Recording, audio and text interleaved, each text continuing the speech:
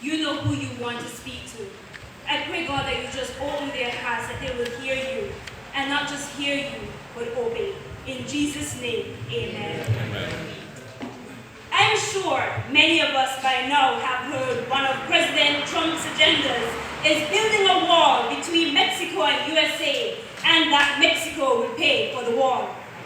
There was a man in the Bible who was also associated with the building of a wall. His name was Nehemiah. Nehemiah was a normal person like you and me. He was a cupbearer to the king.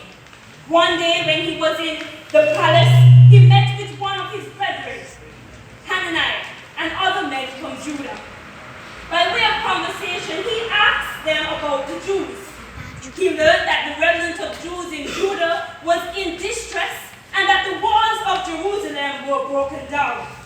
This greatly distressed him to know that his countrymen, people that he cared so much about, did not have any protection and that his city was destroyed. One may have left everything immediately without thinking and go and fight to rebuild his nation no matter the cost. Nevertheless, Nehemiah did not allow emotions to get in the way. Instead, he had a strategy. Firstly, Nehemiah prayed. Nehemiah chapter 1 verses 6 and 11 state that he stood in the gap of the nation and asked for forgiveness for the nation. He pleaded with God to be merciful to the nations. He did not receive his response immediately. The Bible said that he sat down and wept and mourned certain days and fasted and prayed before the God of heaven. It took Nehemiah so long because he refused to move without hearing from God.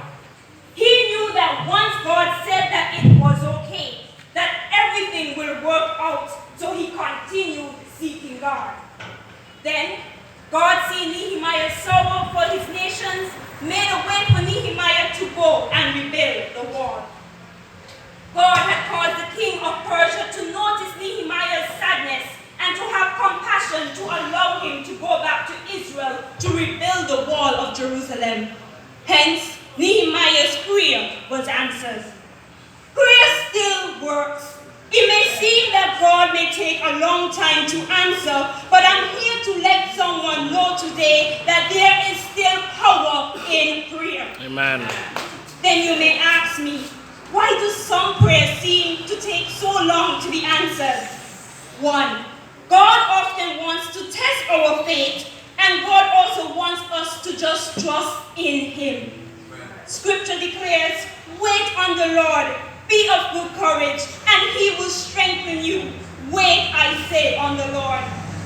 Also, sometimes prayers have been heard, but oftentimes Satan tries to intercept God's response.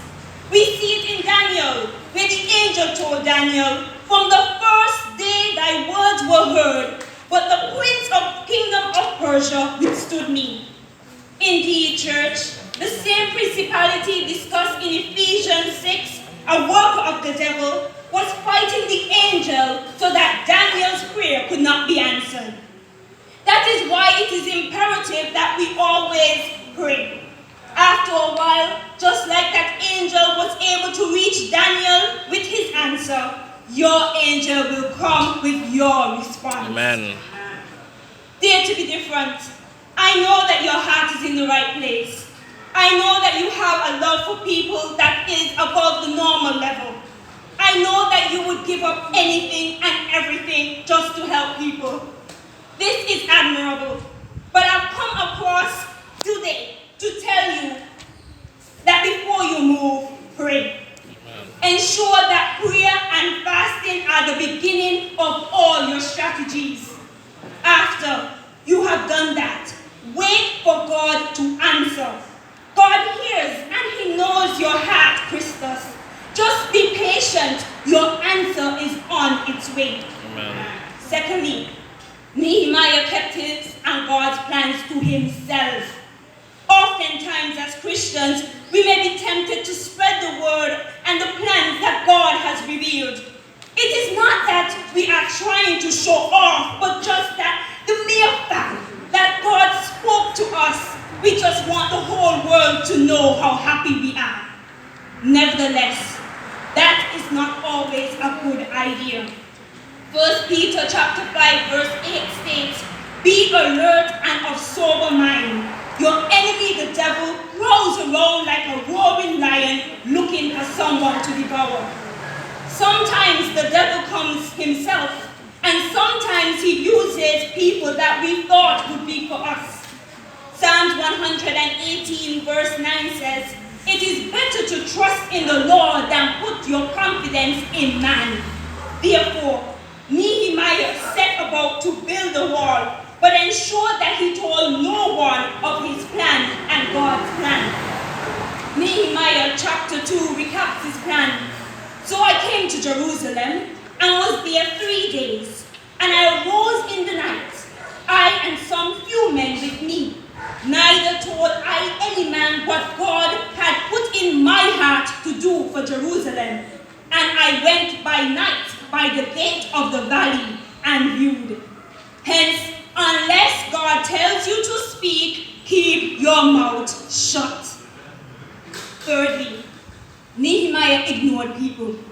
Nehemiah chapter 2 verse 19 says, "When Sanballat the Horonite, and Tobiah the servant, the Ammonite, and Geshem the Arabian heard, they laughed and scorned and despised us and said, 'What is this thing ye do?'"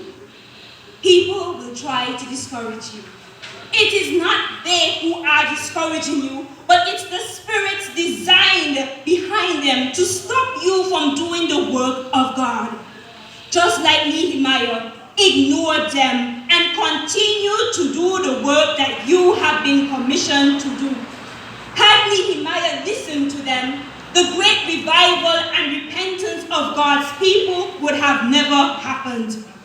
The devil was using Tobiah and his friends to stop this because he knew the words of the Bible which says, "Blessed is a nation whose God is their Lord."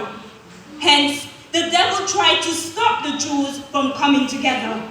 Nevertheless, due to Nehemiah's obedience to his calling, he ignored the bad talk and kept on building the wall. Therefore, when people come and try to discourage you, do not look at the people, but look at the Spirit leading the people. The only voice that you should listen to is God. As Isaiah 30 verse 21 says, "Whether you turn to the right or to the left, you will hear a voice behind you saying, 'This is the way, walk in it.'" Furthermore, as the songwriter wrote, "And if our God is for us, then who could ever stop us? And if our God is with us, then what can stand against?"